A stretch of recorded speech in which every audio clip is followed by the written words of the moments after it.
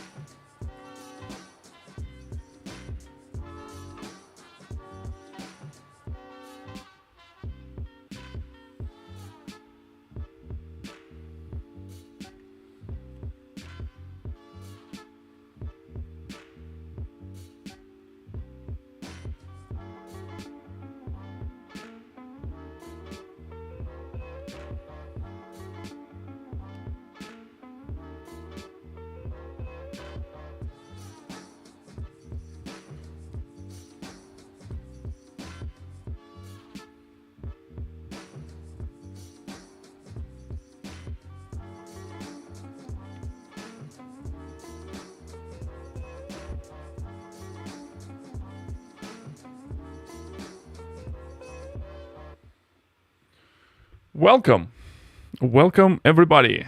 Let us know. You probably heard the music. If you heard the music, it was great. If you are hearing our voices, who we are, Anton, can you make some noise so we can check your mic? Yes, hello everybody. 1, 2, 3, 4, 5. The mic is on. Mic is on. We're live, and at least 9 people already watching. So this is the crazy idea.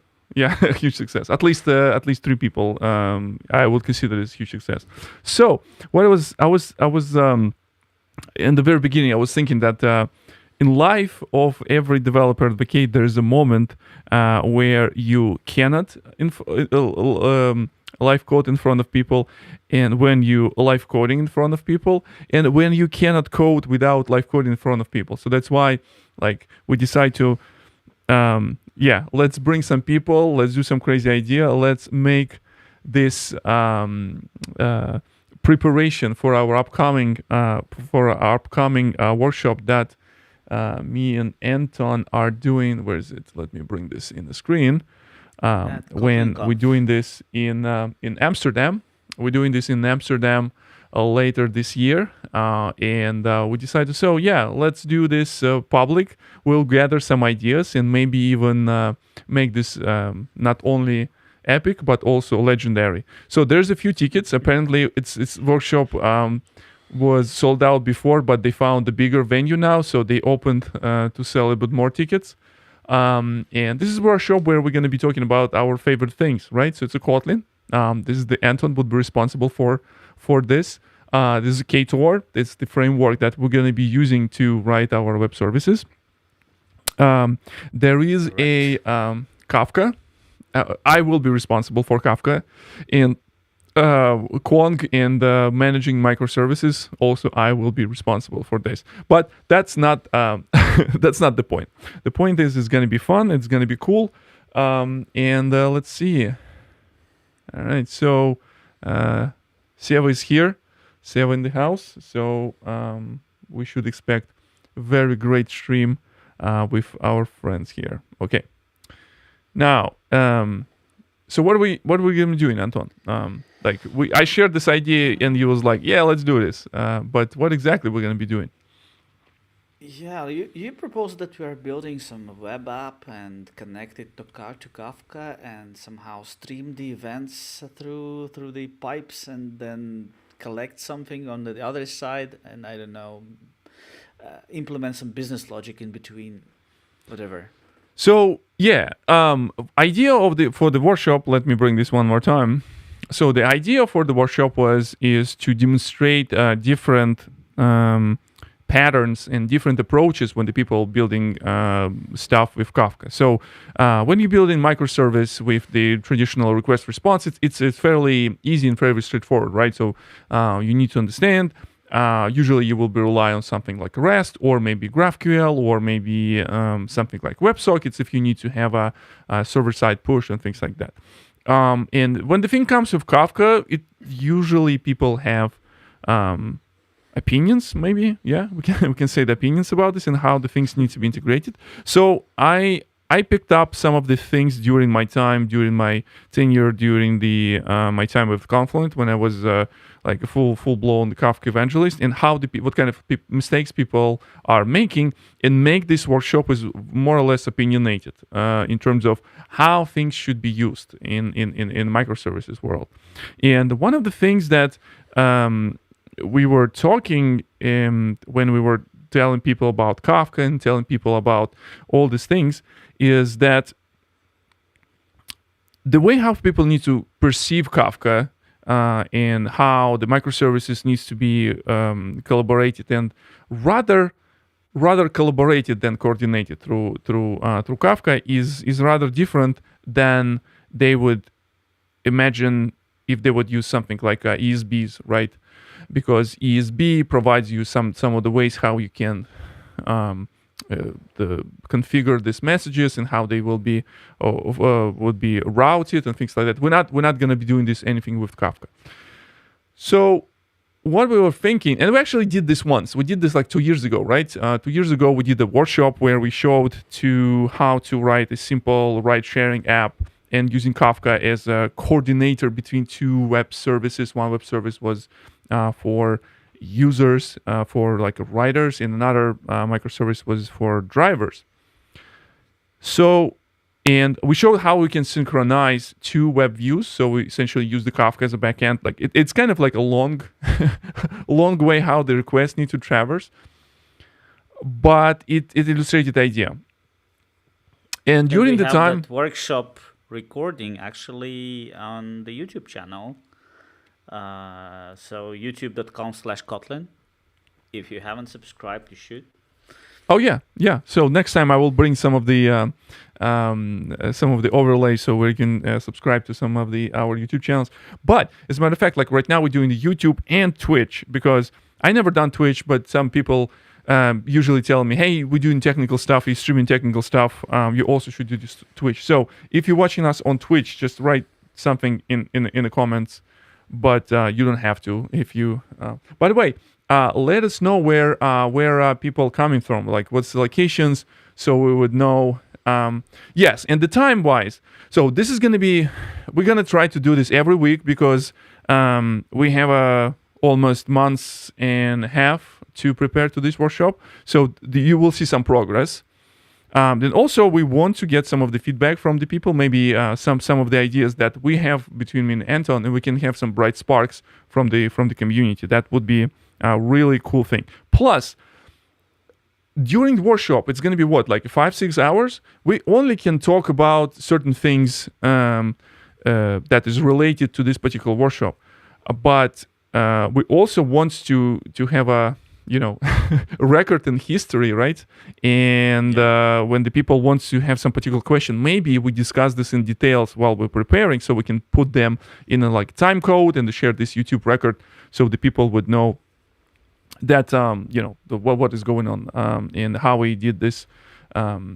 Oh wow! Okay, so we have a pretty cool stuff here. So the Viktor Gamov channel regular Tony TV from Winnipeg, Canada. We have people from Pakistan. Welcome! Oh, that's great. We have Sergey from. Okay, so it's people need more talks on modern EDA in general. Oh yes, of course. And Sieva from the Amsterdam. Hopefully he will join us in person in Amsterdam, and we can talk about all things of motor vehicles that we use for developing the soil and agriculture jokes. Seva knows what I'm talking about. So yeah, cool. All right, so we decided to start with simple things. So we're gonna start with writing web service that will have 2 capabilities. I don't know how much time we will have today for this during the talking and typing. 2 capabilities. One capability would be Kafka producer. So we will have a REST endpoint. We will send some of the some of the stuff to the REST endpoint, and REST endpoint will publish into Kafka. In other side, we'll have a consumer. This consumer will read the message from Kafka and push this into WebSocket endpoint. That's the idea for the next, I guess, 2 hours that we're trying to accomplish today. And this will include either one microservice or maybe 2 microservices with different endpoints. Depends how it goes. And to start with this, I will pass the microphone to Anton, when Anton will show how we can start off with the Ktor, how we can start with the skeleton, how we can download the stuff. And maybe, Anton, you also can talk a little bit about the reasoning why we're using Ktor. Like my personal reason, I want to learn a little bit more on how we can use this and generate more or less like a native images or like a native application. So our microservices also will be some sort of like cloud native, if I may, or we can run very like a tiny images with the with all this functionality. Hopefully. Well, I think we are using Ktor because it's perceived as a default choice for Kotlin developers for building the HTTP apps. So like first and foremost, in this case, it should be a joke about like the internet perceived as the main way how people communicate on internet by people using internet. So who are those people who perceive this as a default choice? Only Kotlin developers, I guess, because of course, if you're a Java developer, you would choose Spring like in 90% of the cases, or if you're Spring SKP, then maybe something like a Micronaut or Quarkus. But Ktor is built by a team at JetBrains, and since Kotlin is built by JetBrains, then people think that this should be the default choice. And then if you want a Kotlin native implementation of a framework, the reality is that Ktor was created as a test project for coroutines. When coroutines emerged, the team needed some test project where to test the latest and greatest from the language and from coroutines and from the other core libraries like the standard library, the serialization, whatever else is there. And basically Ktor became that test project, and now it became a fully fledged open source project with a few people actually working full time on this. The developers, QA, support, and so on. Do you guys use anywhere like the JetBrains, like with like what word we're looking for, with passion or with rage somewhere in the production workloads? Yeah, sure. Space is probably the most famous one, the most famous product where Ktor is used for building the backend. The backend is pretty sparse, I would say. It consists of many services. I don't want to say microservices because right, the services can be relatively big.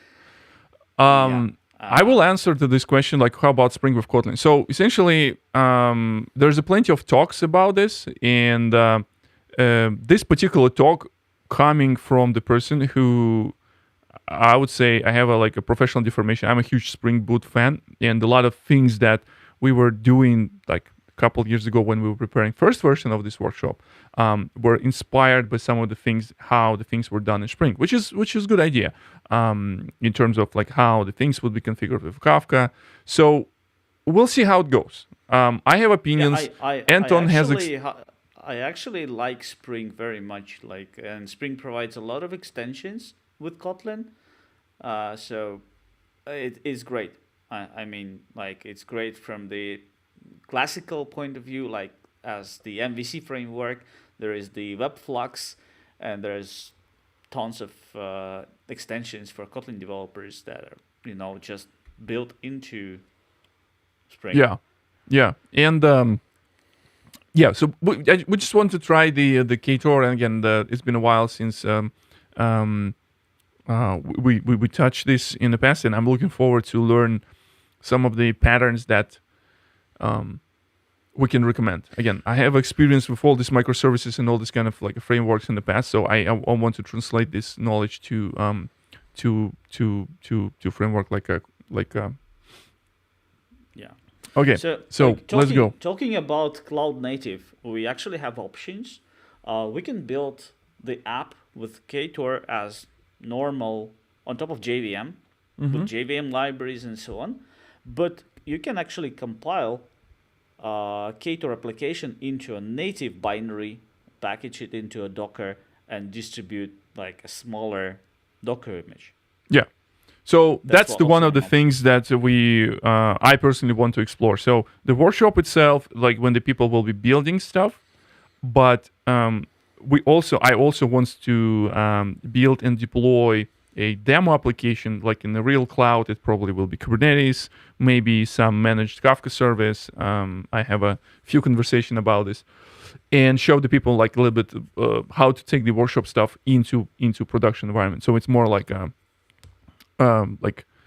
like round table after we're done with the developing stuff, like what's going to be next step for the people. So that's the it's rather a very, what's the word I'm looking for, not the generous but at least ambitious goal for this workshop. And like I said, epic and legendary. So that's the goal for this workshop. So we want to people to tell other people they saw this in 2003, and the years after they would know that there was like a most epic and legendary workshop that they've ever seen. All right.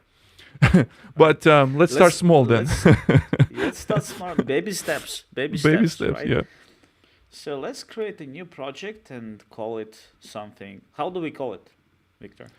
So I think this is what I'm going to start, like a web producer, or like let's call it, I don't know, like like call it API. Let's start. So this is something that we're going to be exploring right now, because we do have a module that we already wrote that integrates with Kafka, and we want to have this. We want to show how this will work with the the tools like Ktor.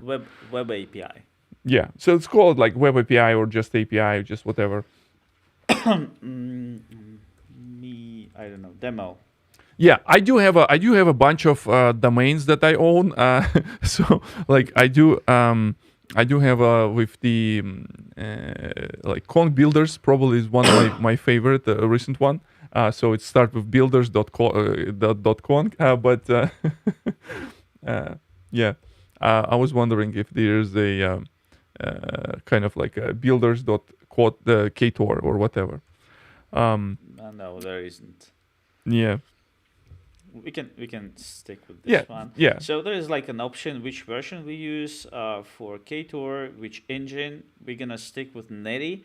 If we wanted to build the final artifact as a native binary, we would have to go with CIO, but I can tell you that we will not be able to build a native binary at the end, because then we will need all the C libraries for everything that we are going to use. So we better target Graal VM at the end, I think. Yes, sounds like a good idea. More or less familiar space, and a lot of people exploring this option. Yeah. So now we have option by default. You can configure Ktor applications in code.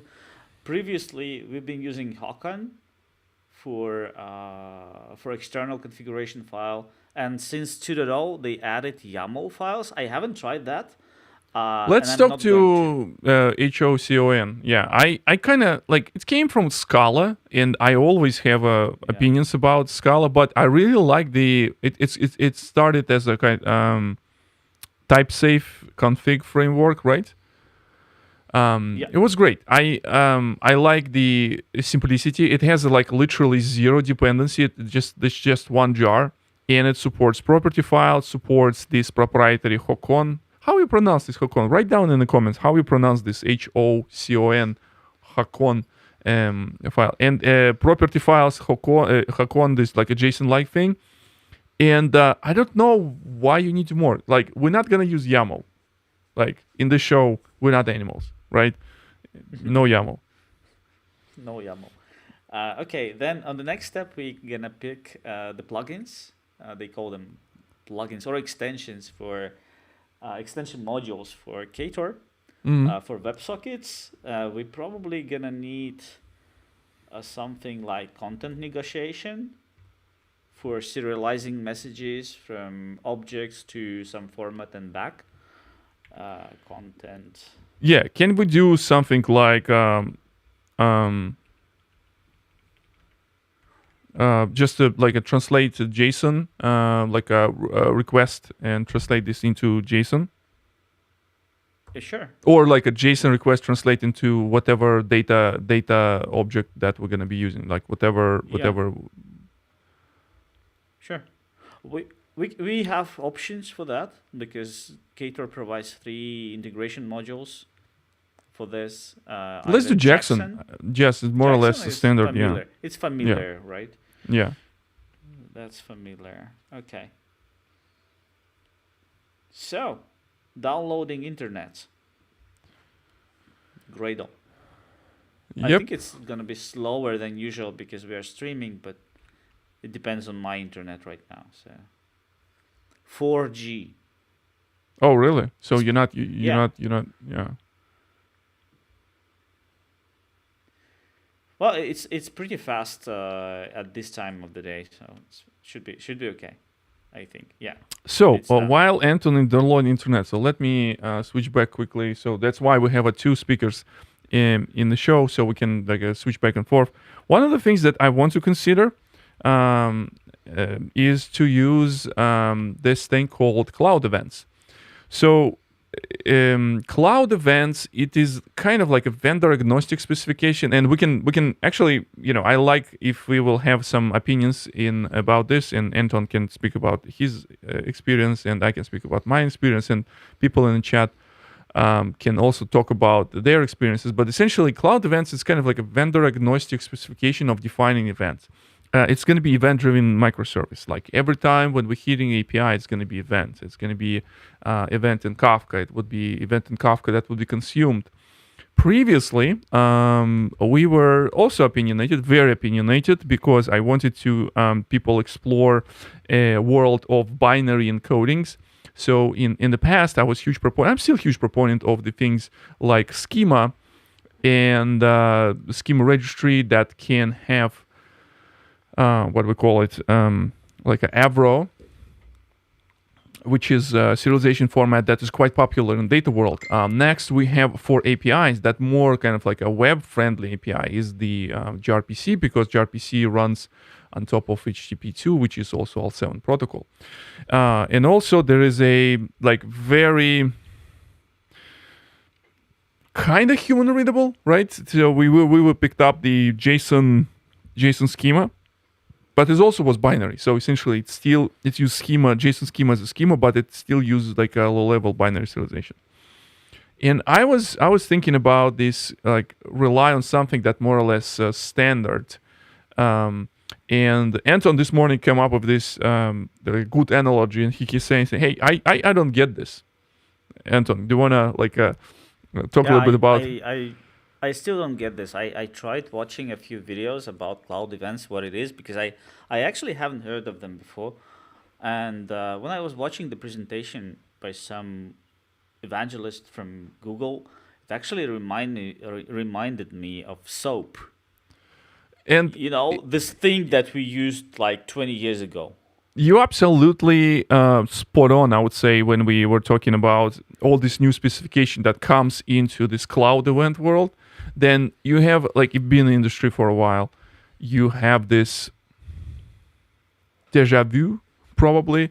Yeah. I had the same deja vu when the people were raving about gRPC. I was like, we had this, it's called Corba, and we had the same kind of code generation. There's the RMI, remote procedure calls. You have a stubs that running in the clients. You have a stubs that run on the server. The intermediary will handle this stuff for you in terms of taking the object, serializes object, pass it through the network. We didn't have a cool technologies. Only thing that we had Java serialization that sucked.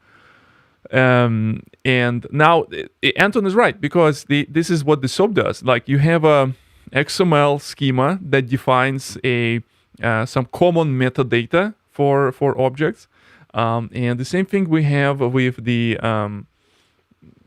Cloudevents. We do, let's take a look on specification. So let's.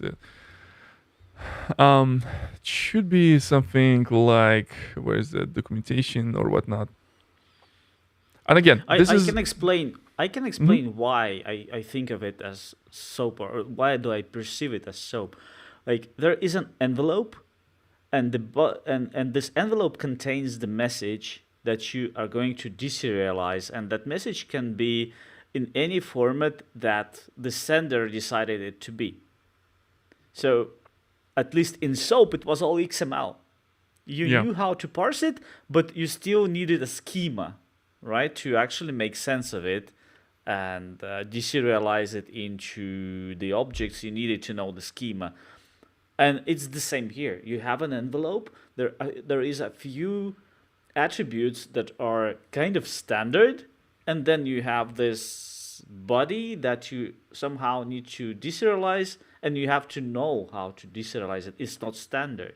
hmm So That's this why is I think of this it. is this is very good question from Seva again. Why not to use protobuf at all? Like started with the protobuf on the front end, and after that push this down to Kafka.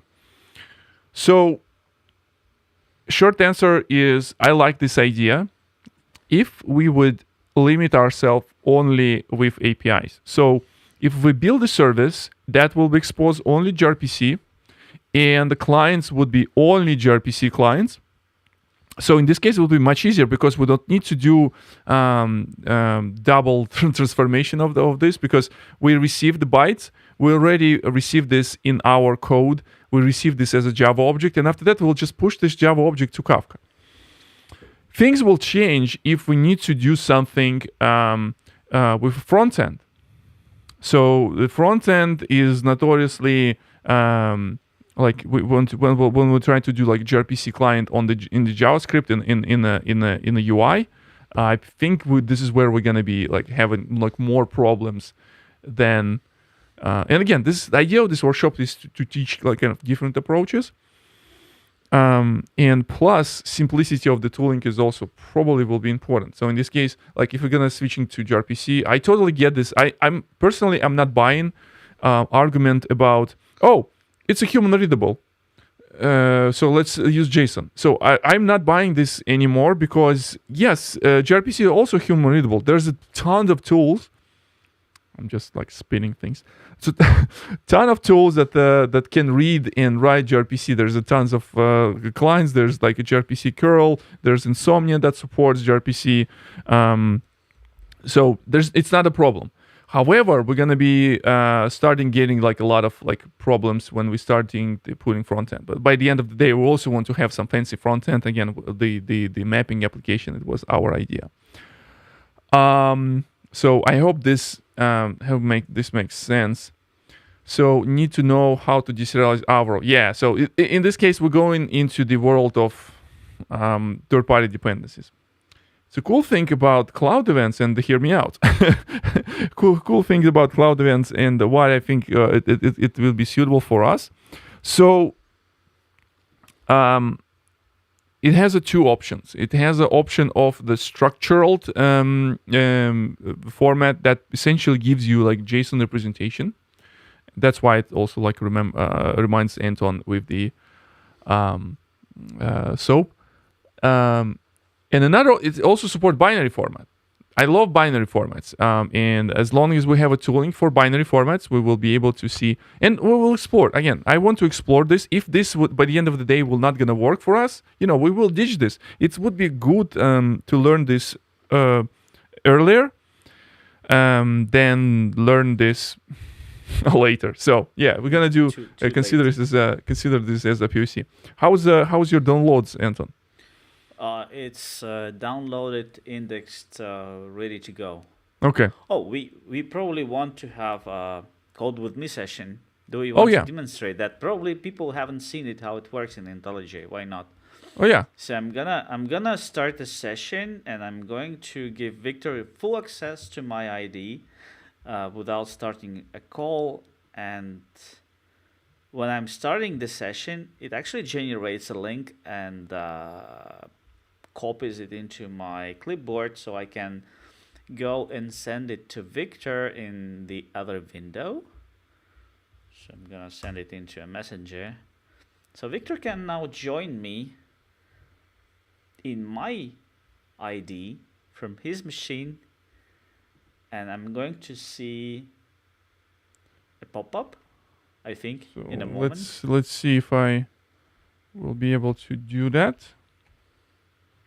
Interesting enough, it wasn't able to reuse the previous installed So thing. there is a question, a messed up question by Seva again. Why Anton is not using a new UI and Fleet?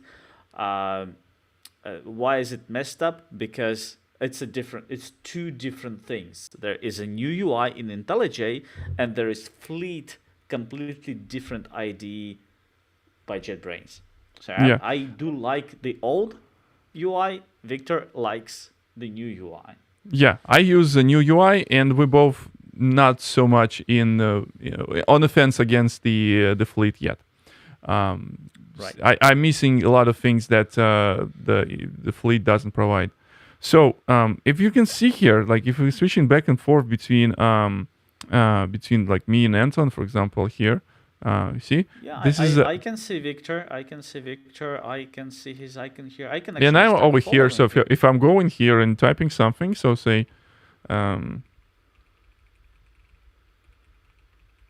So it works, and it works like almost instantaneous.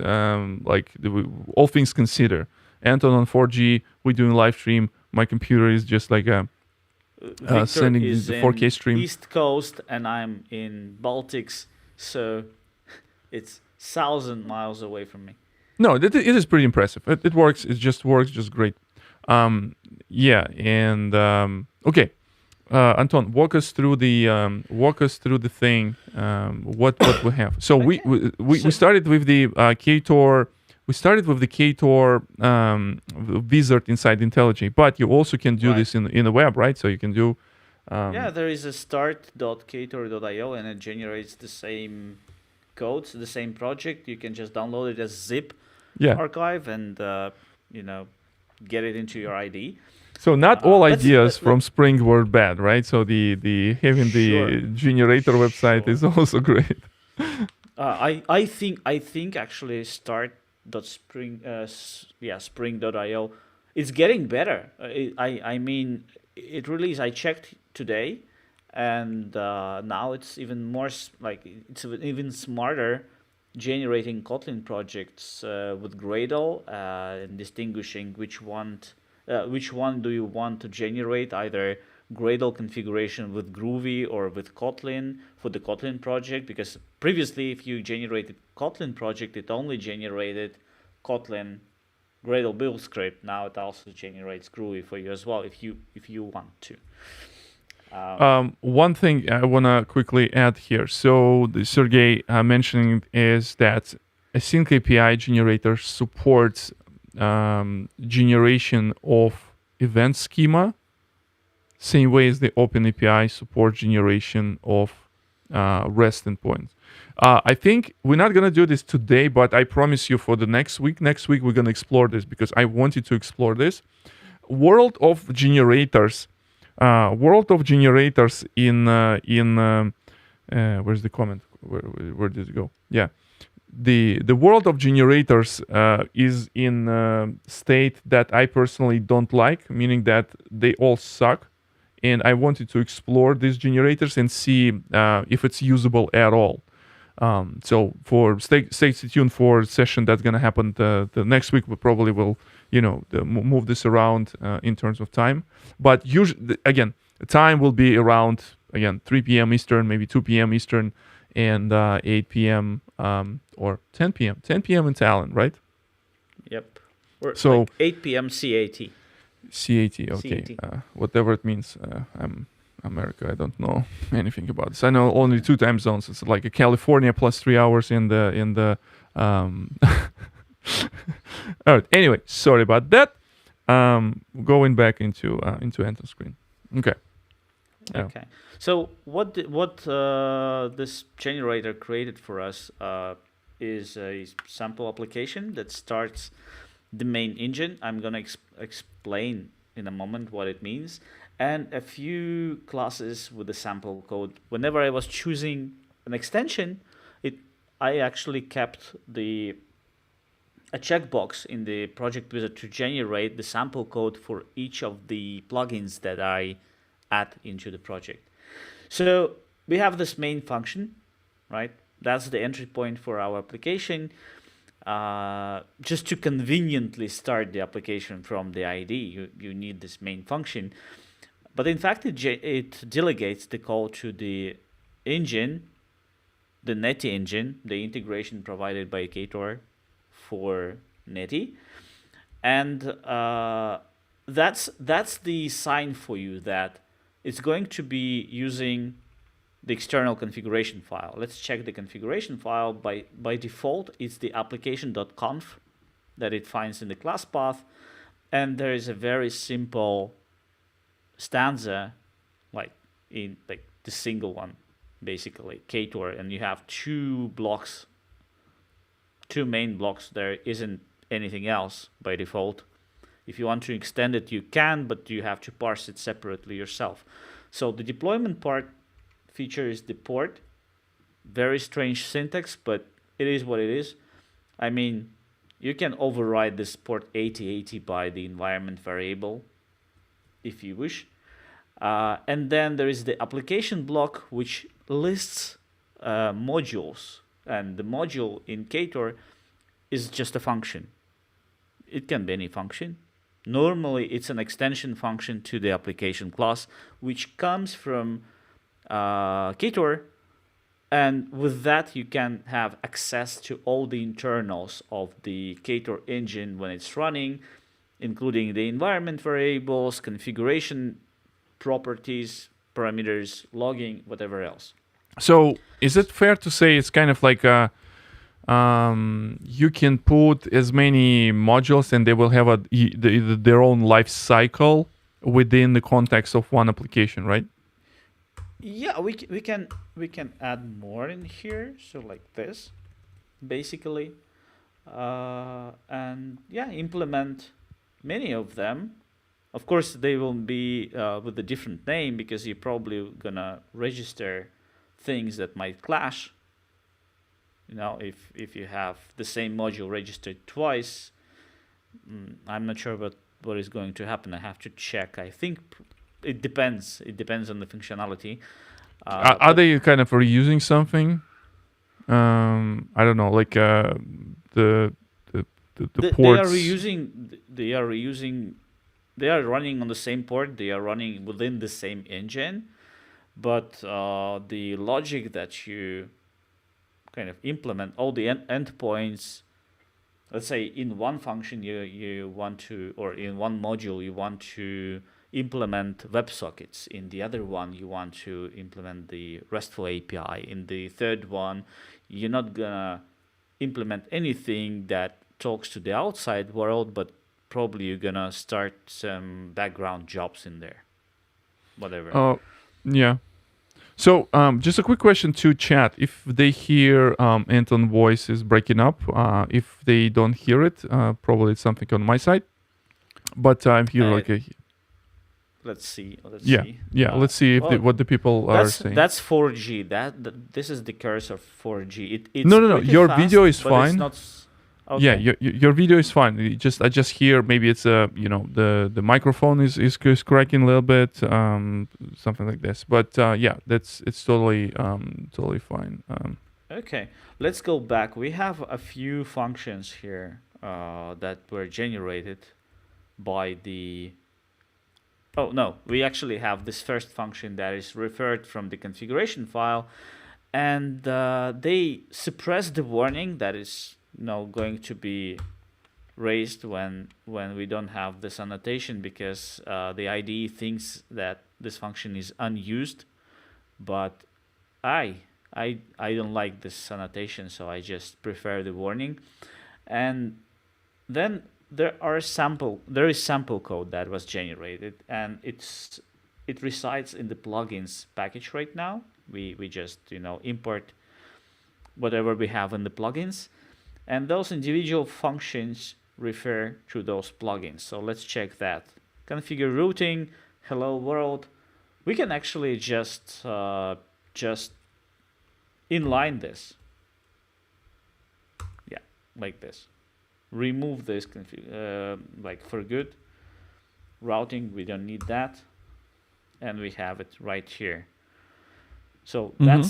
that's the simplest way how to implement. Let's do this even simpler, so we can see our your the serialization works. Let's, instead of hello world, let's wrap it in some data. You know, the in a Data data in the data class. Yes. So we can start play around with the with this jazz.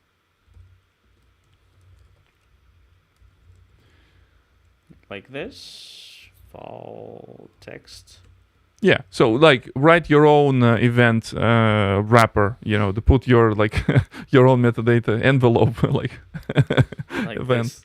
Yeah, Um, and put envelope and inside. then Yeah. So we will have let's do this. Let's do something simple. Like you have a hash map with the post request. You put this event, and with get request, you can get event by ID. That's what kind of like a simple thing that we can do with this. So we have a two endpoints, like get and post. We will have a in-memory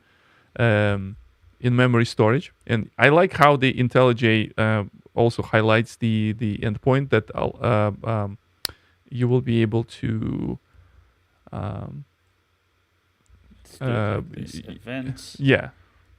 event, and then probably it should be just the ID like this. No, vice versa. You want to get with the event, but event should with post you have just a like this.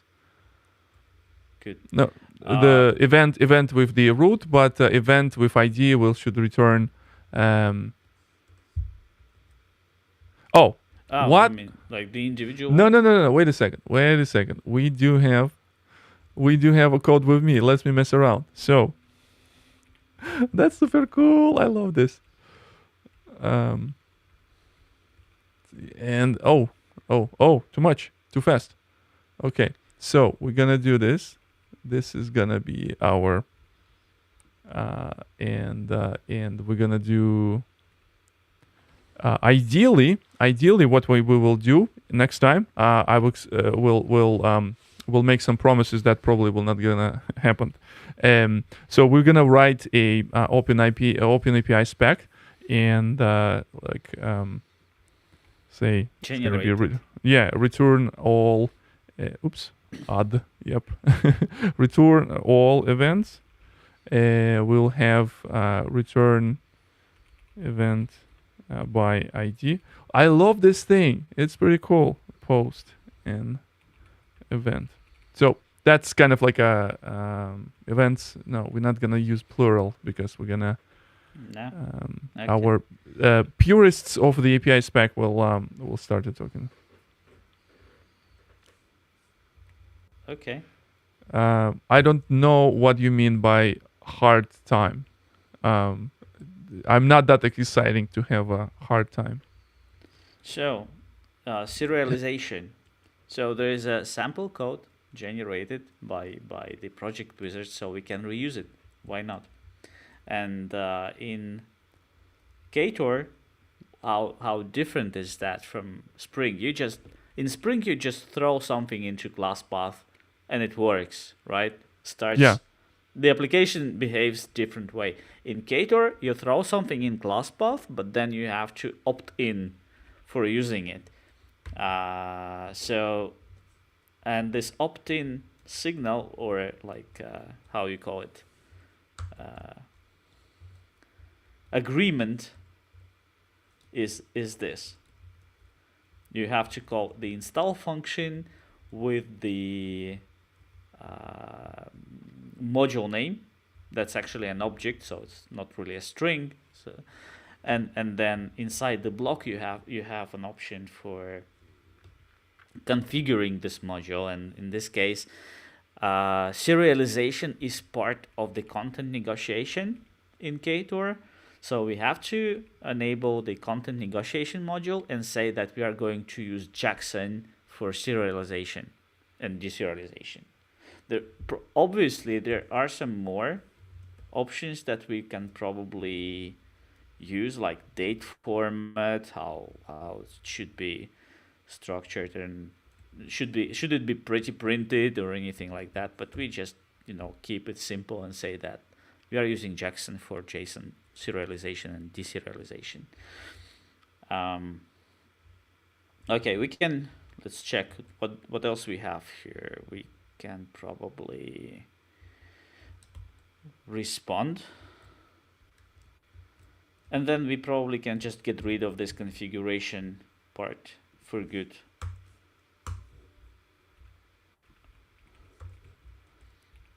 Respond with a map of events, right? So we're gonna have a map with different events. Are we? Yeah. Map. Yeah, events. That's our database. Mutable. It's gonna be mutable map of events. Or should it be list of events? No. What do you think? Should it be map or list? You need to have something that you will be able to navigate by key. So in this case, I prefer to have a map. Okay. When you put this, you should have a event ID, and you should have event. Event itself. Yep. Right. Okay. And then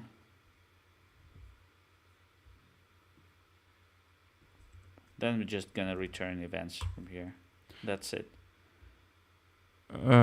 Correct. Yes. But we don't have any events, so yeah, just have a empty one. Some data. No, not necessarily. No. Just like we're gonna put this. It's empty thing. If it returns empty events, it's gonna be fine. Okay. I would love to see if so the Spring automatically generates a content negotiation type of strategy. If there's like you're trying to get event and there's no event by ID, you need to return like a 404 instead of. Oh, it's actually very cool. Now, this is a question to Sergey, since he's the expert in OpenAPI, and I should know this answer. So what the RFC is about API says, when we need to hit API and the response would be empty, we're going to be getting like a 200 OK in empty response, or we need to get 404. In my opinion, it should be 404 because event not found. So when we do hit by event, if there's no such event, okay, we can program this. We can program this like hard way. So for example, where are we? Yes. So for example, things like if so we're getting the oops. Oh yeah. We're doing events. You're not sharing your screen if you want. I don't have to because I'm using the. You're not sharing. Yeah. And just do work. Can we do this? Is it works? Still works? Only this? No, only here. Only this occasion. Single variable. Too many things. Yes. If event, how we can say if it's null? If it's not event. There's not null in Kotlin. I mean, what did you want to type? If the event is empty, like if there's no such event, can we have the? This is nullable. So like, it might be null, right? So okay. You either do a simple if check, like if not null check, or you can have it like event, the save call, and let block, and then you do something with it. No, so I want to in the response, when I do this, like a call dot respond. Come on. Can I do a response? Can I do Yeah, HTTP status code. You can put it there. Okay. You have a documentation in front of you. So if there's no such event, throw the HTTP status 404. If there's such event, just return event.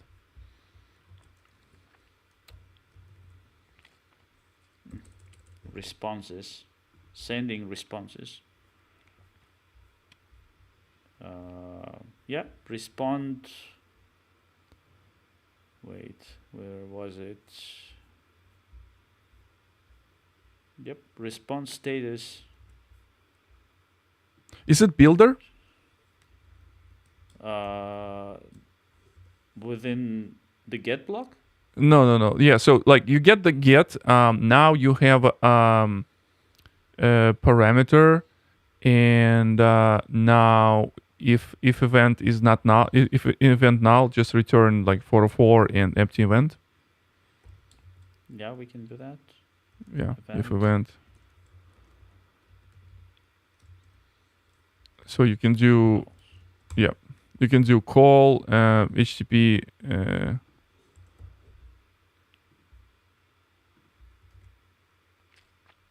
No, that's the other branch. Status not found.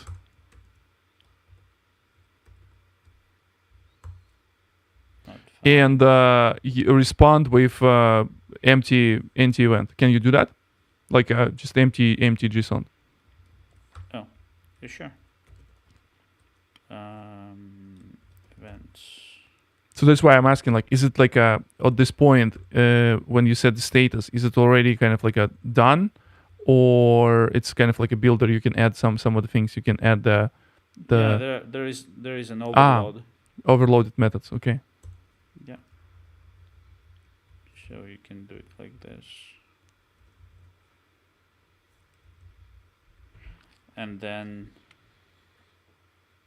if it's there, then we can respond with the.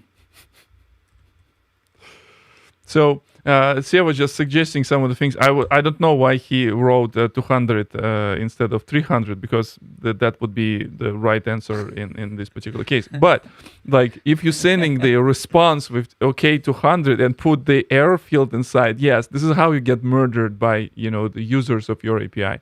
They will know if they will figure out where you are, and they will come and find you. Now But you have it. Why do you want to respond with not found and then send the empty block? So you can send like a just not the empty event, but just like a empty object. Can you do that? I can just send the status back. Or we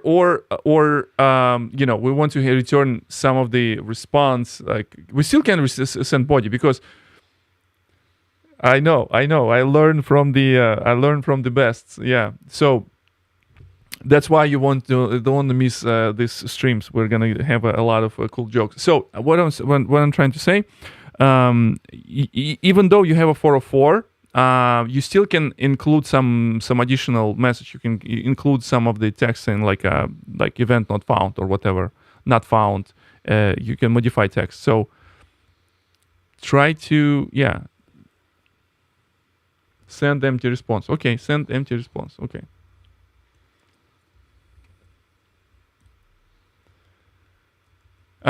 But it's not necessarily needs to be, so for example, we in gateway, for example, in Clone gateway, when you're hitting some route and this route is not available, we not only giving you 404 error, but we're also putting some errors. There may be like routing logic is incorrect, or we can put some additional text. So not necessarily you'll get the empty body. I think it's okay to get some additional information with the error.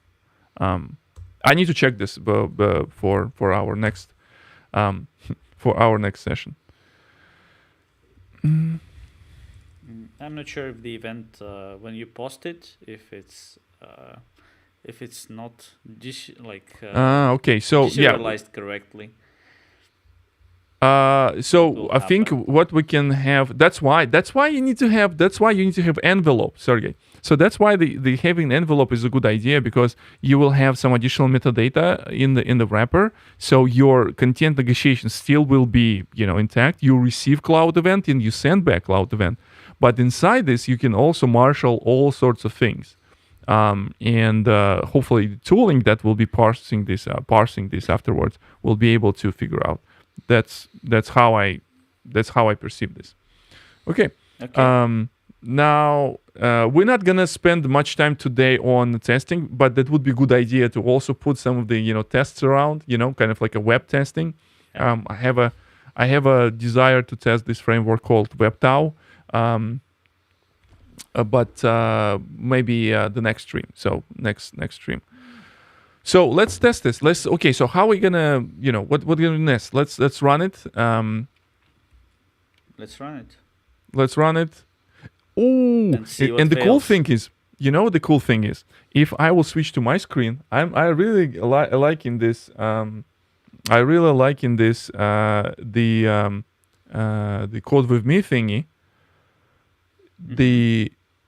It actually runs application in Anton computer or in my computer. Or it runs on both of our computers. So what is gonna happen if I will try to hit this API? So let's try this. It's gonna be awesome. And for this, as usual, I will be. Are you sharing the screen? Yes. So right now, you running this thing, and I'm sharing my screen.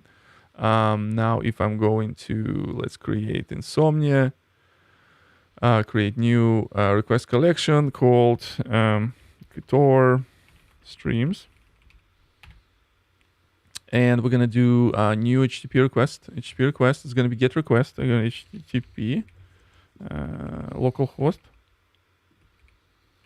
And we do 8080/event. Hey, something happened. Okay, if I will just do event/1. We have nothing there. Nice. I have a 404 and we're getting the answer. Yep. So and the application is running on my machine right now. No, I think it's not running on your machine. It's actually running on my machine as well. So it has a copy of this code somewhere, right? That's cool. And we also have the output, the debug output from this. So let's try to do a post request to event, and we're gonna do this one.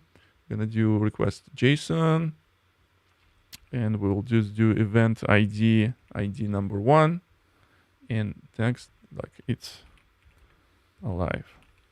Okay, send 404. What happened? And we can see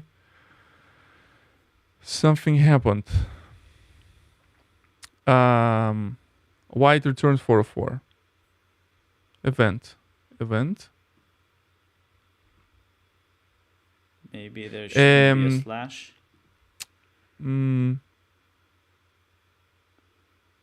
Let's see. Maybe no. It should work. Let's see what's the out content late is easy. Let me see if I will just do get.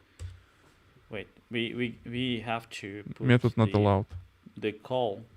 Wait, there should be a response status, like something like 204. Yes, the status code. Yeah. Like created. Something like this. Yeah. Let me stop the application.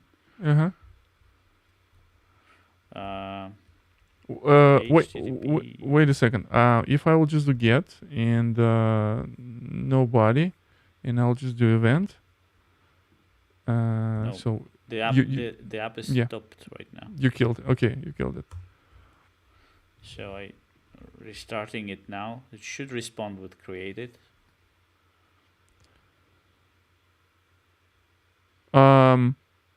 The funny thing is, I think it runs on your machine. Wow, this is crazy.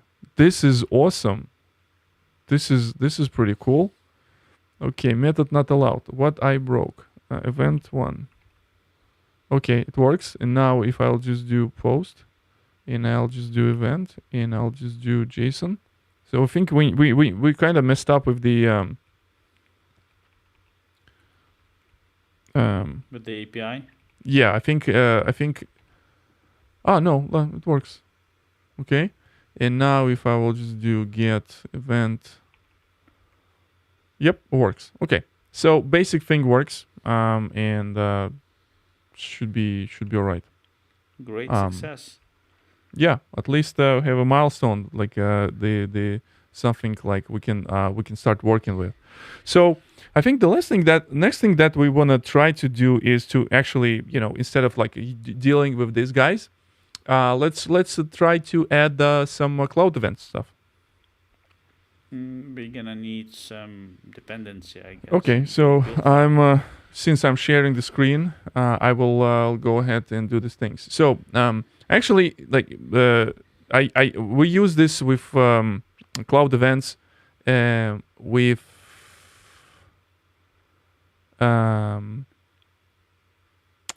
cloud native eventing. So that's why this particularly interested me, is that it's basically supported by some of the frameworks, and it also provides some sort of convention around what the services needs to talk to in what language.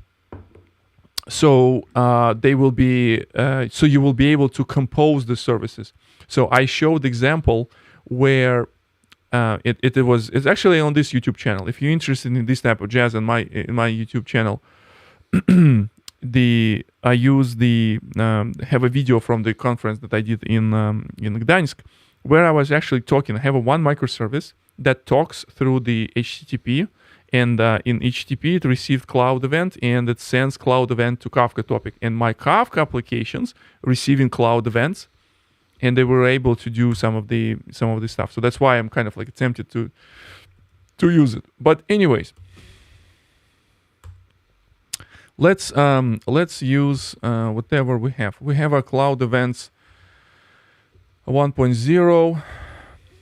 Let's do documentation available. Where's this? Where's the core? Okay, we're using Gradle, so we're using 2.3.0, right? So if I'll go here, build.gradle KTS. You are doing something, or? I'm just playing with the HTTP client in IntelliJ right now. Okay. So you just add. So implementation, we're gonna do what was the IO Cloud events. Cloud events core. Oof.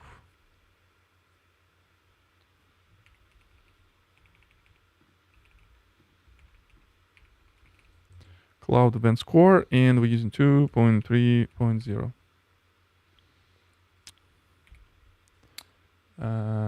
Where's the Gradle? I have to hit it myself. You should. I think. Yeah, I think Gradle button is not shared. I just did it. So you should have the dependency now. Cloud events core and API is here. Okay, so instead of this event, and another cool thing is that I think it has a JSON, and also it has. We will explore after, because this is what we're gonna be. This is what we're interested in going forward. And also, one of the things that we can steal from other examples is the HTTP 4K has a support for cloud events built in. So I think we will kind of like stall this idea. Maybe eventually it will have as an integration with Ktor.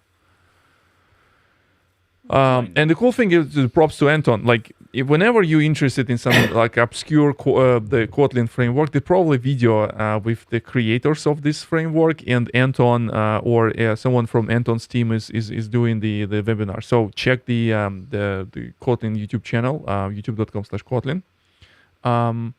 and they're using their own kind of like approach to kind of event lens. It's kind of like their transformer that gets the bytes from the body of request, and after that does the massaging of the data. But we're more interested in this thing, right? Yep. And specifically, so that's the example that I use with what we use with James, Cloudevents Builder. And okay, so it's a request body. It's a Spring Boot, as a matter of fact. And they use Spring Boot Cloudevents. Oh, the Spring Boot knows how to transform request with this. See, it's has a built-in readers and writers, so it knows how to turn request into. Wait, but there was an issue at the Cloudevents site. Someone requesting the Ktor integration, and there was a sample code. There was an issue with that the code was blocking, but I think in our case it's just fine if we get it working. And we'll figure out Cloudevent, Ktor, GitHub. Yep. Yeah. I know where is it. I think I shared this with you in somewhere in Telegram. Yeah. I think the code is perfectly fine. The issue was that it was blocking, and in Ktor you have everything kind of with coroutines, non-blocking, and so on. But we can adjust this code and make it work with coroutines as well. I think it's fine. Get message reader. Let's try to do this with this, guys. Get message reader call message reader. I think you can just brutally copy those two functions. Okay, let's do this one. Two functions, get reader and get writer. Yep. And after that, the Anton will prettify it with the. I'm looking for. You know what? Let's see. Can I do font?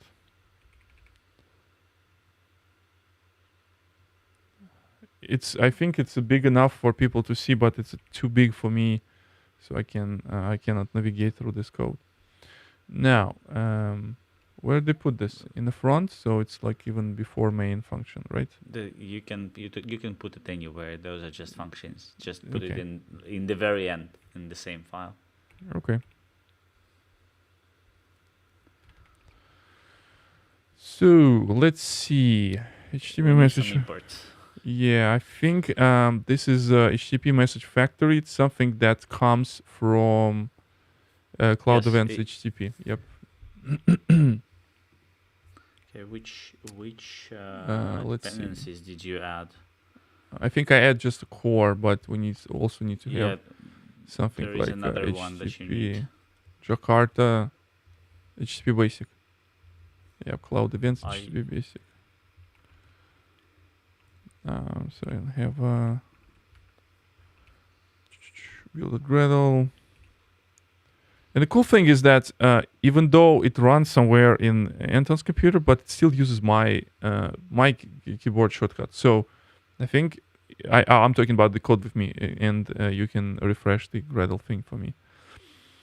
I think this is the pretty cool thing that you guys doing with this, because one of the biggest. Yeah. You're gonna need this JSON, Jackson, whatever module as well. For serialization? Okay. Yeah, I think so. That example uses like this.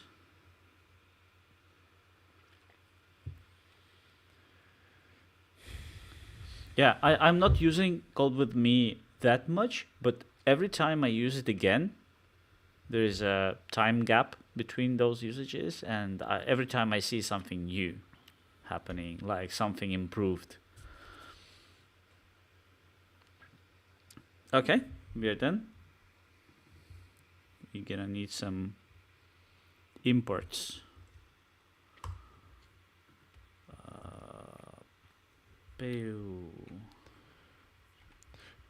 Yeah, we're gonna spend some time. Like there's a conversation between Sergey and Sieva in about the testing. Yes, we're gonna bring some testing with test containers, because we're gonna bring the Kafka. We're gonna bring some other things. We're gonna see how the Ktor can be integrated with test container, for example. All right. Now, this is what the for now. This is what we're gonna get. That's our. Where's this? What was this? Yep. So on the post.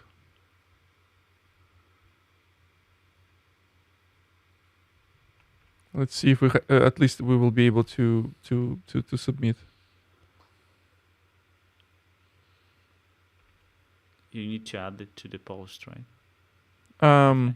Let's do something simple first. Let's do something with get, right? So let's see what they do here. So we get a Cloudevents. So get message reader. We don't need this because we're gonna create the. Okay, so let's do this one. We're gonna. Or no, let's do it here. Let's do it here, so it's not necessarily need to do all these things. So we're gonna do cloud event builder.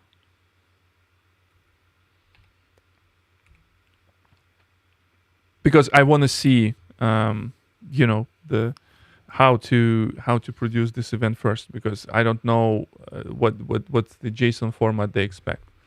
Now, so cloud event version 1.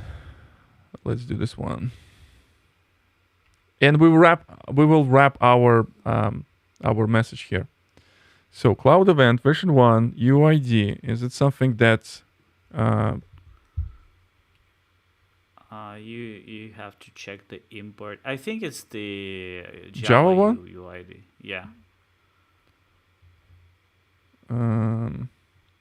Java util UID. Why this? Okay, so someone updated the URI imports. is definitely something that I think it's also catching up with some of the, because like I see there's a bunch of indexing happening, and so let's see. It's interesting. It's not happening on my side. It's already done. Okay. So we're gonna do our event, and ID is gonna be to string. Wow. Oof. Just okay. URI of foobar. What is that?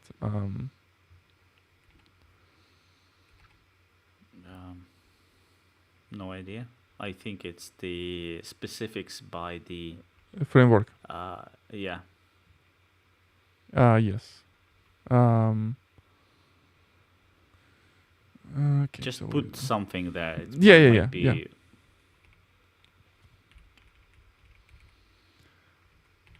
I think some of the systems can use this as a with source. What is that source? With source URI. Okay, so it is still kind of like a Java URI. Yep. URI. Oh, Ktor has it. Oh, No, URL. it's a URL.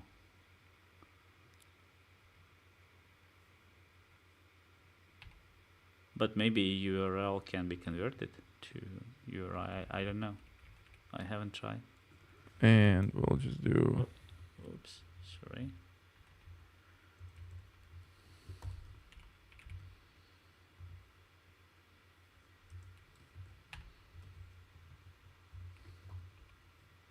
Show URI. Yeah.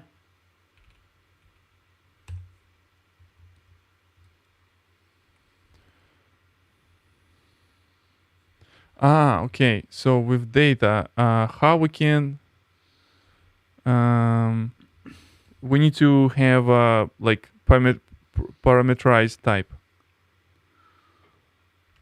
Because wait, it either accepts the byte array or cloud event data. Okay, so It's not event. It's okay. cloud event data. So in this case, it's gonna be cloud event data. What we can do here? So what cloud event data? It's an interface, 2 bytes. So we need to have our own kind of like my event, right? We have to serialize it somehow. Yeah. We have to serialize the event object somehow and put it to bytes. How the people are doing this with this stuff? Like my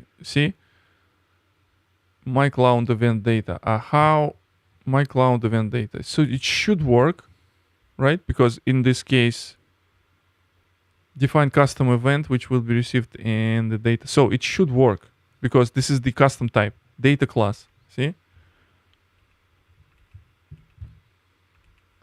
So it should work. Let's see. Maybe there's errors that I am. So what was the problem? Maybe it's a problem because your I create is throw an exception. That's maybe kind of, yeah. No. Okay. Now what's the error? Come on. What's the error? It's wrong parameter. But why? Data class event.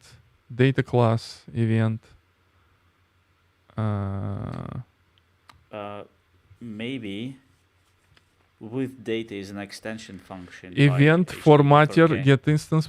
Okay, so Jackson cloud events format. So event, where's this? And where are we using this event format? Event formats must be registered as an into singleton provided by Cloudevents SDK. There's using format with any.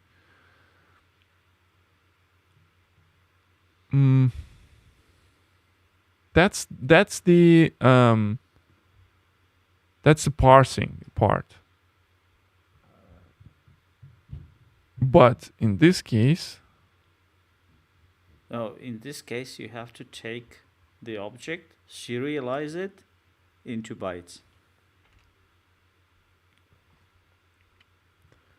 So with data, bytes. But why it is working with this example? Also, let's see. Maybe let's take a look on the Java. Maybe there's a different version of API will be used. Let's see. Core. Let's see. With data. Okay. I suspect that with data is not the function that. Yes.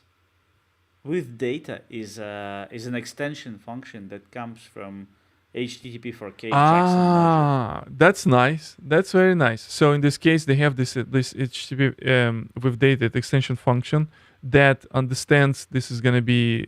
It generates kind of like a JSON. Yep. I like that. They just extended the DSL with this. Yeah, I like that. We need to steal this idea and put this into Ktor. But again, let's do this one. So, yeah, you already put the comment. Perfect. So in this case, I will just do, and probably this is where you will use this like a parameterized type, right? So in this case, you'll have some custom cloud event data that based on the type will be doing JSON object from object to JSON, whatever, right? And after that, get bytes. So what I'm trying to say, so what we need to have here is that with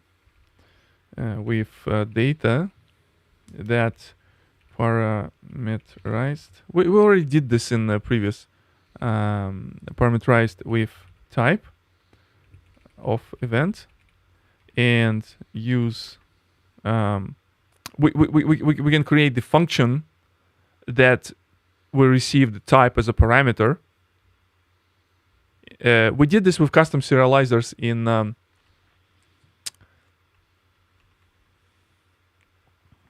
in this Java Kafka integration. Let's see. Extensions. No, different one. Kafka streams.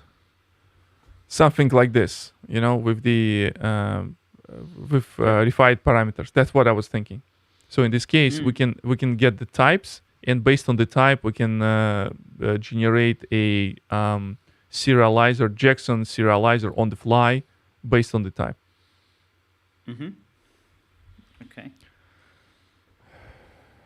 Okay. Okay. So, but for now, let's do just something simple. Like I just wanna test this, and we can do.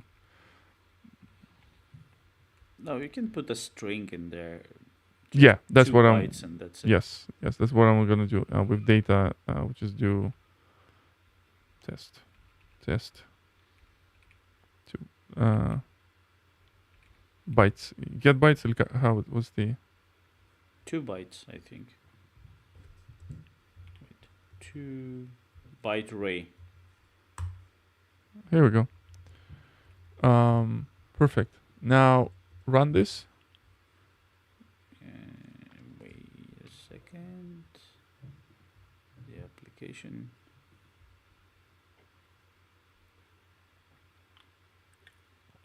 Oh. Are you running it? No. Organize imports. I'll run this again. Should I run it? Well, I think it doesn't matter. Probably it does matter because it still will be running on your computer. Okay. Let's see. Services. Yeah, it's running on my computer. Okay. So if I'll just do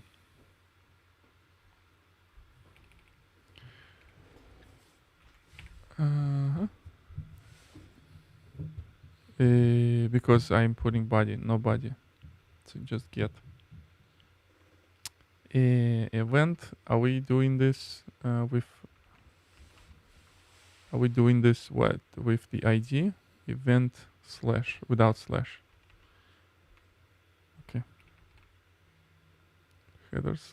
Why? What happened? I cannot. Skipping body transformation to output get request because HTTP code type is ignored. See content, ignore the type.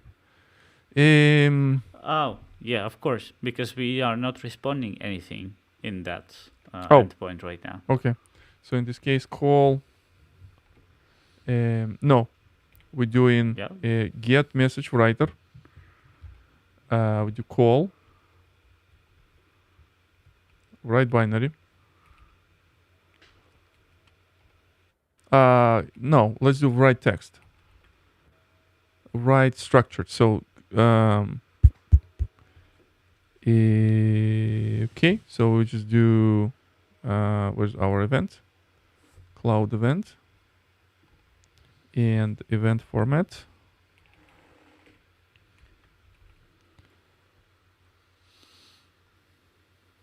Event format. Can we do? Is it enum? It's an interface. It's interface. There's no. Okay, let's see.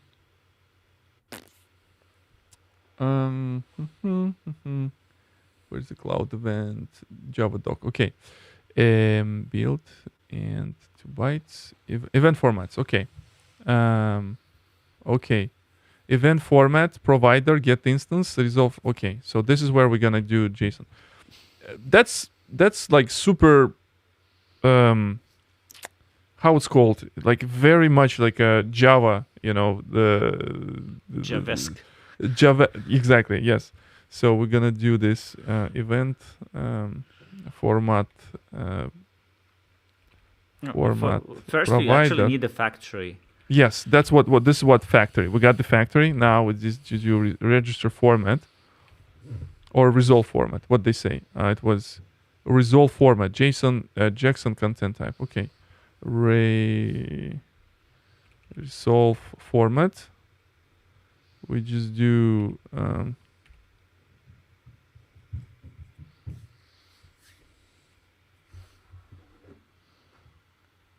JSON format content type. Okay.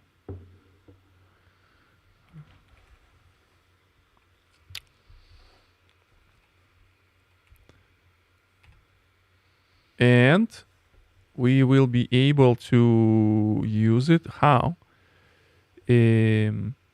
Format, and we have, so we're gonna do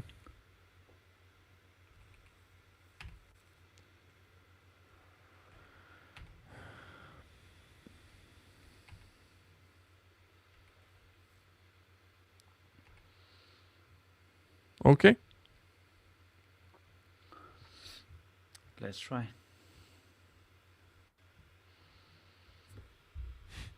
That's pretty cool. Stop. And there are some parts that I still need to confirm from my side. Like when you want to restart the application, I have to confirm that. Okay. Because you never know what kind of stuff I put there, right? I have no idea. It's probably Okay. not implemented, and they just try to improve the UX. So we have the data.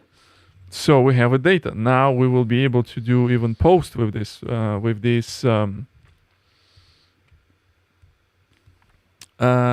receive the call, get message reader. But now let's try to do this, because I'm gonna be using the same thing to we're gonna do this. Boom, boom, boom.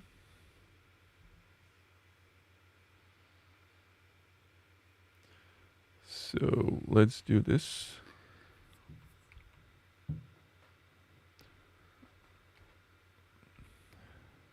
Oof, what I just did? Okay. Nothing special. Okay. Yes. So now we have a receive. Oh, sorry. It's I thought I pasted. Yum. Oof.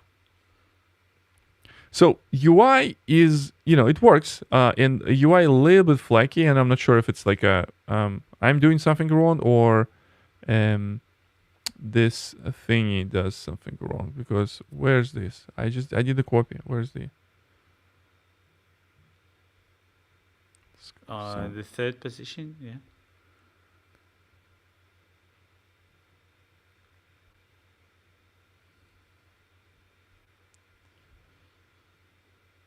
Yeah, that's what we're looking for.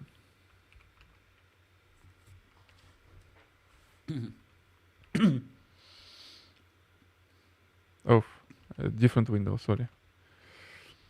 For here, get reader to event, get,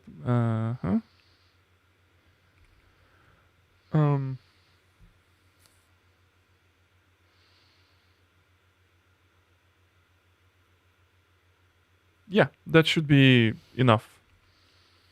You have to write the response. Be polite. Yeah. Respond something. The very last line, you can get that. Yep. You are not permitted to execute action or reformat code. That's strange. I did it for you. Okay. It's just like a memory. The muscle memory. Yes, if I'm doing something, I need to put the. So we're copying this guy. For example, I'm wondering if I will be able to do stuff like a hash. Can I do URI? No idea. You mean scripting? Yeah, so we do have a so for example, in Insomnia, we can do, say, timestamp. Do you have any idea? Do you have any idea about perfect date? Yeah, I saw 8601 is a pretty good ideal date. Yes, from Inso.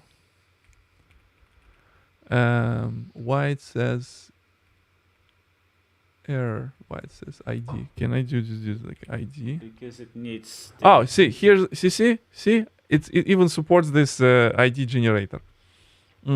What I probably need to do, I need to do this Insomnia plugin that will generate a template for like a cloud event. So we don't need to go this back and forth. So it will be available for everyone to use. Now, can you kindly approve my request to restart? I can. Now it works.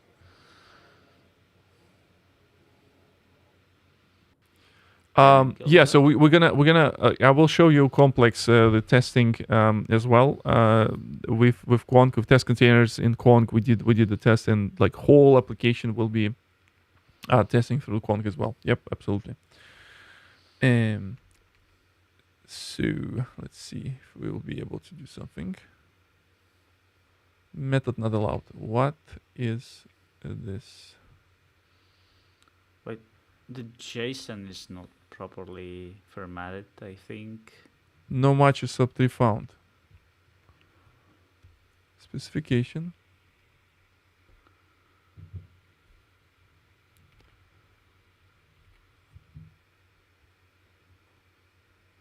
No matching subtrees. Oh, the Ktor. No. It actually works. So see, failure. So it's a parsing of the JSON, right? Content negotiation, skipping response. Let me do this. If I just do content data application JSON. So, do we need to put any additional message reader? Because maybe where's the reader? Message writer.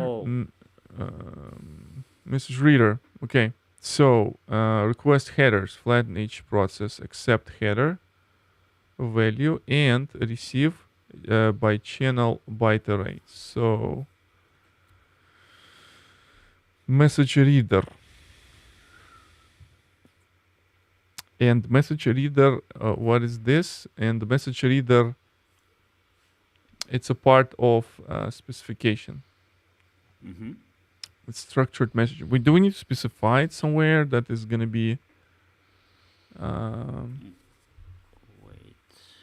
content type with no case. So we need to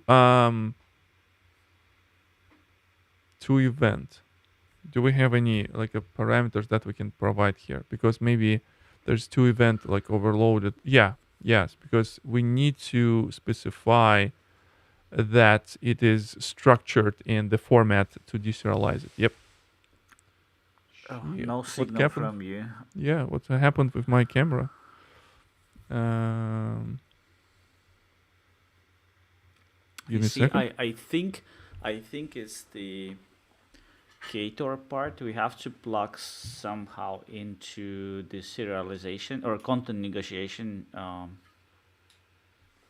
feature in Ktor. And we're back. No. I think I have idea how we can do this. So with this to event, we need to use this overloaded method. See, there's a cloud event data mapper as a parameter. So we need to provide this mapper that will include cloud event data mapper. Cloud event data mapper for type. Let's see API. Event provider, materialize extension. Cloud events extension can materialize in their perspective Podio using. Okay, no, I'm not doing different one.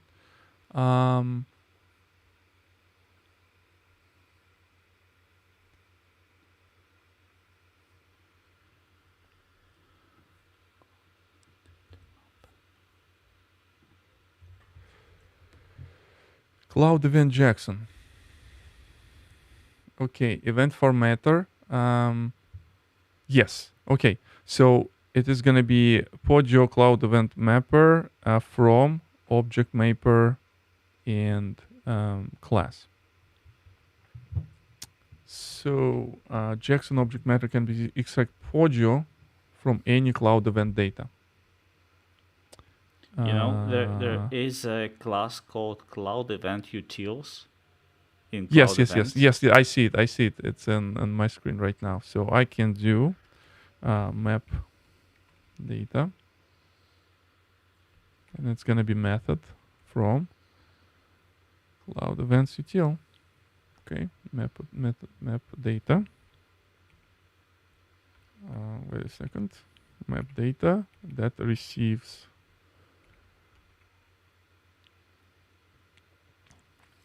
input event. We have this event. We have a cloud event, and we need to have a input event in the cloud event. Podio cloud event. Podio cloud event data. Podio cloud event data.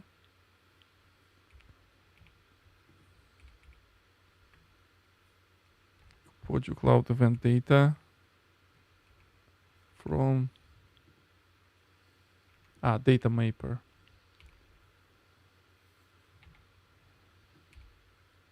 From where we get an object mapper? How we can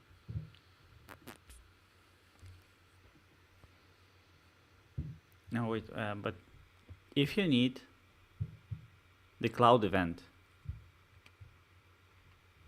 you can So, just yeah, put the reader. So right now, this is the reader, what we get. And in this case, we need to have some sort of like a mapper. This guy, we need to specify that it's going to be structured. And it's going to be using the mapper, cloud event data mapper to event, cloud event.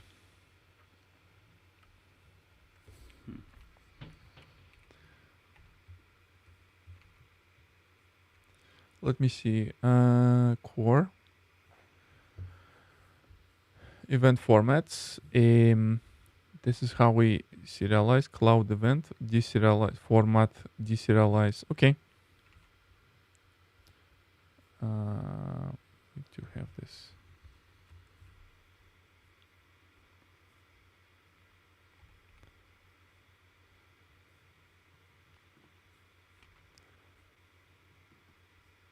Format deserialize bytes. Bytes we can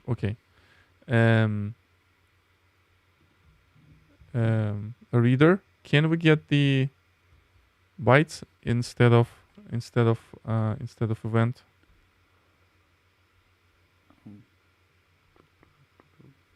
So in this case, we do have a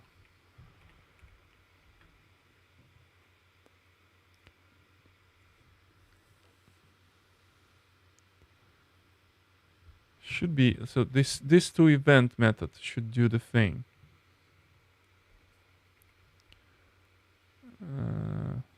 So let's see, return, create a reader. Okay. Request blah blah blah blah. Call request receive channel to byte array.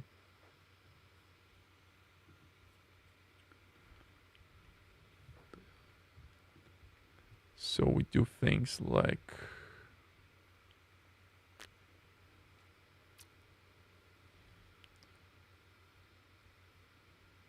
We probably just have to switch off the content negotiation part. How? In Ktor. Well, this install function at the very beginning it just gets in the way, I think. Okay, let's try. Maybe you're right. let's restart the application then. It's stopped right now, so I can just run it. Let's see. I suspect that it just gets in the way.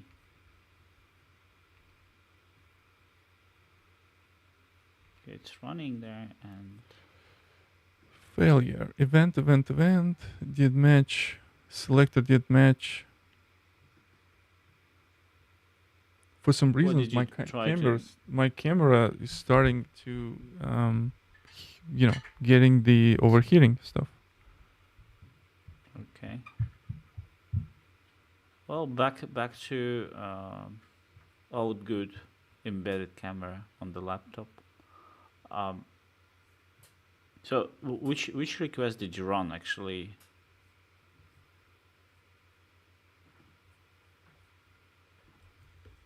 I'll pass it to you. So let me share your screen so you will be able to do the stuff. And for me, Okay. let's see if I will be able to put the. So see, the get endpoint returns text, not really a JSON, but we are good for now. Data is test. I get always worked. I'm trying to do post. Oh, you have to teach me how to do post because I have no idea. Let's try. Where is our endpoint? It's in the application. We have post right here. Endpoint. Open in the editor. And that's gonna be this one.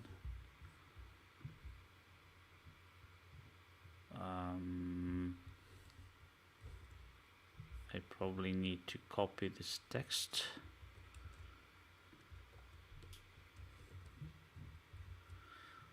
Let's see, probably like this.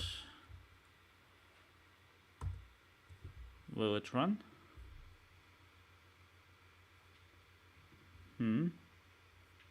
Connection refused.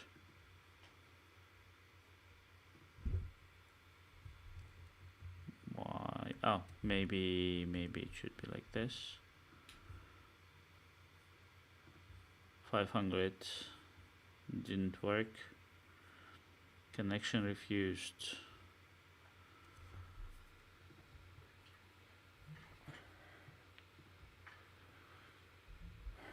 Okay, let's see. I haven't used it for post request that much, or I just don't remember how to create Now post it's requests in this one. jumping around with no signal. What? Hey. Still broken? Still broken. Give me a second.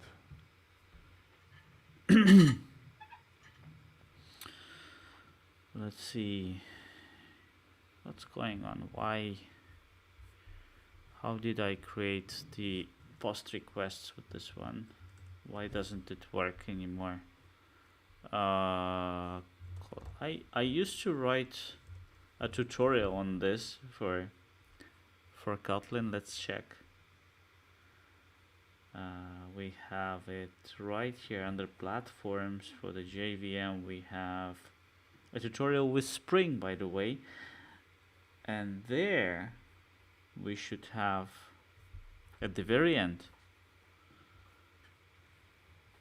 we should have this. Yeah, content type is missing and the JSON should be formatted. So I'm back. Okay. let's see, we have this and we need the content.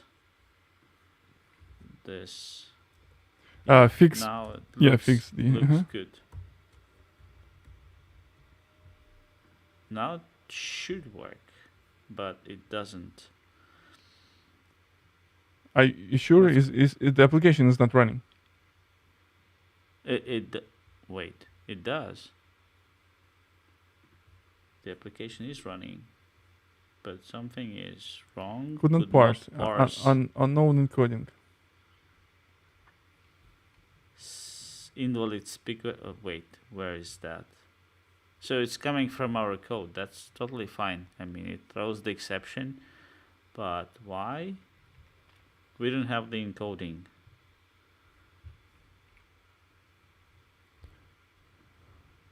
Because you disable content negotiation, so it doesn't know how to parse JSON anymore. So get back with the Shit. Jackson, and let's do step through, kind of like let's do debug with like old school and see if the if our our call object that we have here. I actually don't know if this will work because the I think it will not work like this. yeah, because it's like coroutine based and stuff like that. So I don't know how you. No, it's not because of the coroutines. I have a doubt that it will work just like that. Debug. Okay, let's. It's in the debug mode. Let's Okay. execute the request and see it failing. Yes, and now get back to this function right here. Just put the breakpoint. Okay, line breakpoint, whatever. Debug. You run in debug mode. Yep. So let's see method call. Can you do, where is it? Kotlin is throwing the exceptions.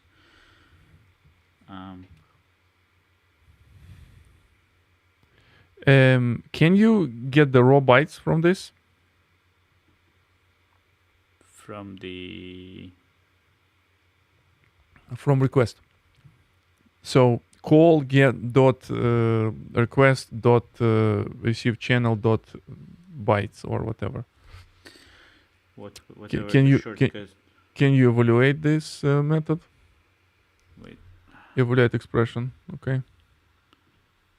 Whenever it's written in one line, you don't remember. So we're getting text. How we can do byte array to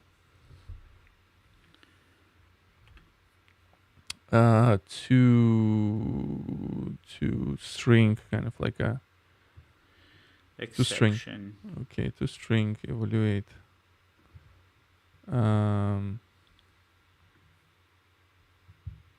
Yeah, no, I mean, like, we have a data. It's something like along the way, something is transformation is not right.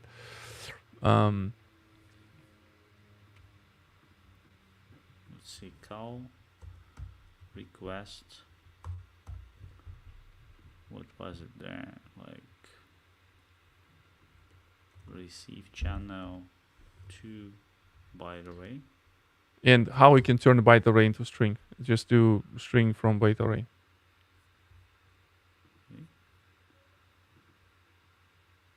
Zero.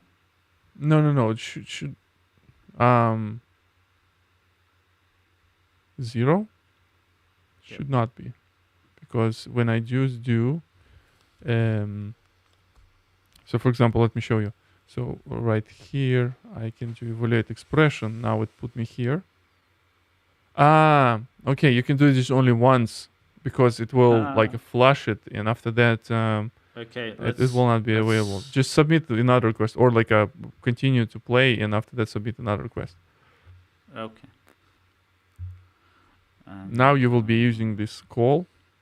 Let me show you. Yeah.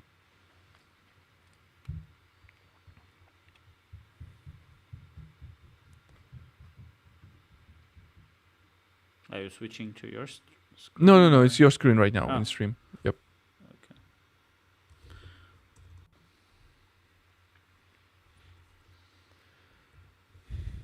Receive channel to byte array. Yeah, but from byte array, you need to turn it into string. Can you do like string dot parse or like string new string? No. To string it will be just like you need to do like a new string or string from. Should it work? Okay. Yep. So request is arriving. So now we don't know how to parse it. You see, this is the our result. Mm-hmm. So now the parsing part is not right. So I think the default configuration that we have in this example. Let me switch to my screen. That we have in this example. The only problem Ktor doesn't manual setting content type header, but it's Ktor issue. Another inconvenience is asynchronous. So content type, we will solve this later. But I think what they're doing here right now is they're using like a binary format. So we need to tell how to parse it into. And for this, we need to look into this.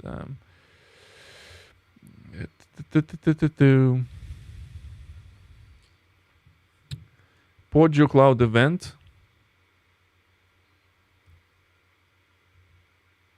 That's what we did. But we also need to use Podio Cloud event wrap.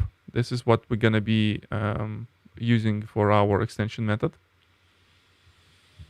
Let's see for the JSON. So event format. Do not need perform operation to configure the module that adding dependency to your project. So that's the creation. Get instance, serialize. Now let's see how we can deserialize mapping cloud event with Podio. So we do have a cloud event in. Wait. Where is it? So nothing is happening here, so it doesn't print it here. So meaning that this reader is not doing this correct thing. Right. That's where the exception is coming from. Yes. So what's the HTTP message factory create reader? Process header. What it does? Process header accept.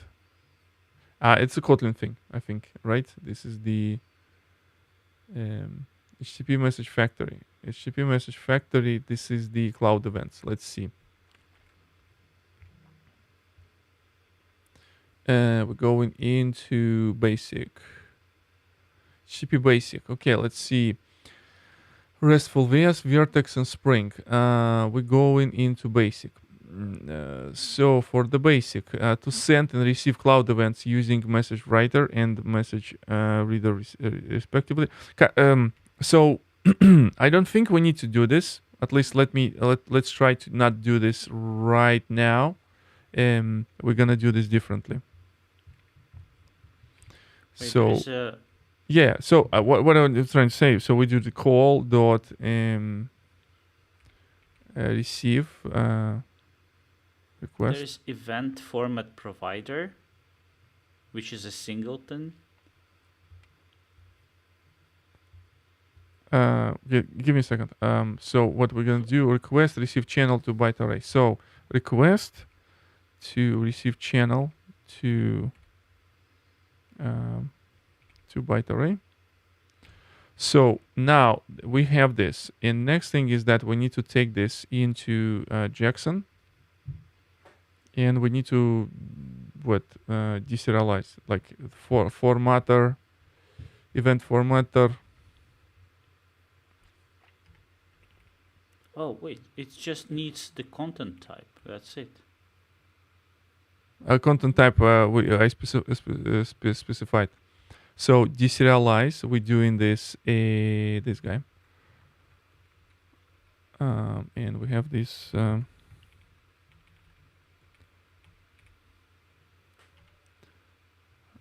cloud event, and now we can do print. Print which is cloud event, and the rest of the stuff is not relevant. So if I will run this, rerun debug, Can you approve it? Um, I think it just Okay. did it silently without any asking any So when I do permissions. this, what? Skipping response body transform HTTP status type is ignored. Why?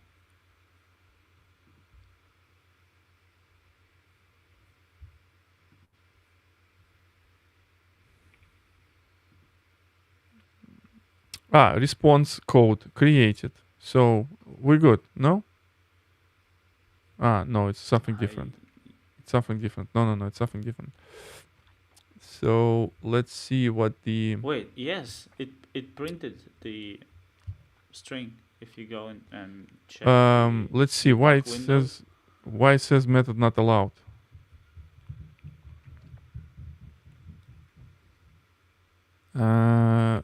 Was the Because you did not respond anything, or did you? so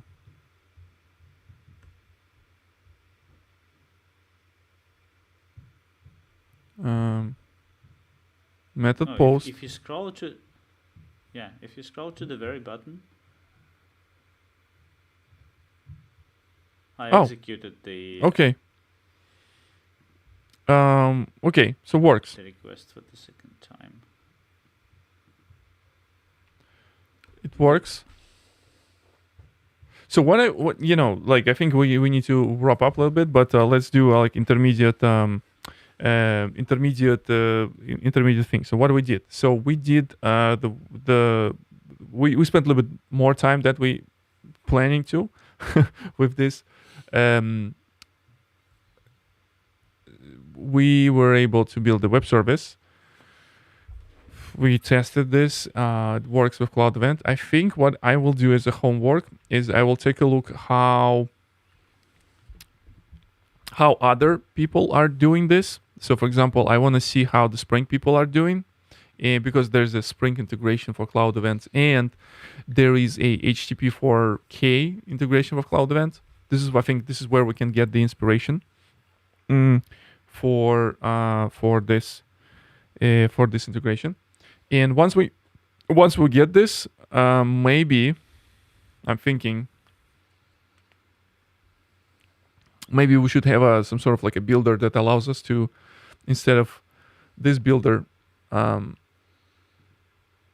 is it? Instead of this builder, just use Cloud event that looks like this, but using Kotlin. What do you think? Maybe. Yeah. Maybe. Yeah. And after that, so the idea that we will be able to create another cloud event that would be binary and it was sent to Kafka, just cloud event from cloud event. I don't think we will be able to avoid this kind of like a deserialization step, just simply because we're switching protocols. We're switching HTTP to Kafka protocol. You know what I'm saying? Yeah. Mm-hmm. And before tomorrow, the next week, before next week episode, I will research Kafka integration. So we will put the Kafka integration into the mix, and I'll try to write some simple example that will be using like a plain old cloud event. And you will research something around, how HTTP4K and the Spring are using this thing. Are you scrolling? Well, we're gonna put this into GitHub. So if anyone wants to play with whatever we created, let's do it right so now. And yes, as always, hit us in Twitter, social media, and things like that. I think it was cool. At least we start playing around. We've seen some cool technology like Code with Me. I'm pretty impressed. We test some Cloudevents integration. Again, I've never tried this before, and I want to see how far we can get with this one. Again, one of the reason why I wanna play around with this, because this in future potentially allows us to integrate with some other technologies like Key Native, and make our service composable using Key Native eventing. That's very far. Maybe it's going to be season 2 or whatnot, but that's the idea. Thanks so much for everyone who stick around with us. Join us next week around same time. I will make announcement in Twitter, and yeah, as always, that was Anton. Anton, say hi to everyone. Like we can do. Can we do right here? Can we do this? No. Can we do the like a high five, but through this thing? Kind of like. How can we do this? Yeah, that was lame. Yes, 2023, and I am discovered code with me. Yeah, it's pretty cool. I never used this before because I don't have a friends who will, share their code with me. But yeah, thank you for again your support, great ideas, and next time we explore OpenAPI, async API, because async API and OpenAPI there's generators that allows to generate the cloud events. So that's where the fun gonna start. Maybe doing less with coding and doing more with the code generation. So we'll see how it goes. But with this, I'm still not convinced that we need cloud events, but let's see how it goes. Yeah. Events to describing events. Thank you and enjoy. Enjoy.